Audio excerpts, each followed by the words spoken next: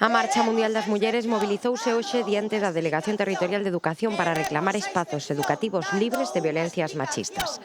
Porque as familias non saben o que está acontecendo nese centro. Porque a xestión, tanto por parte da equipa directiva do centro como por parte da inspección educativa, é sempre oscurantista, opaca, lenta e ineficaz. Inspección educativa, por suposto, con nós non se vai a poñer en contacto, nin tan sequera reclamamos eso.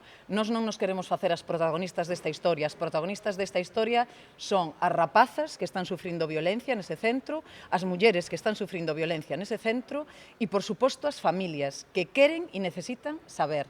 O director non quixo dar declaracións, pero, bueno, sí que saliu para decirnos que retiráramos a nosa faixa do muro do seu instituto porque non tiñamos permiso. Cando lle preguntamos que quen nos tería que dar o permiso, dixo que podería dárnolo el e que xustamente non lo daba e que nos estaba pedindo que retiráramos a faixa. Poñendo como exemplo o acontecido recentemente con Martiño e o que se soubo neste último ano do IES Xulio Prieto Nes Pereira. A Marcha quere ser o altofalante daquelas que dentro dos espazos educativos se están vendo violentadas de xeito cotiá.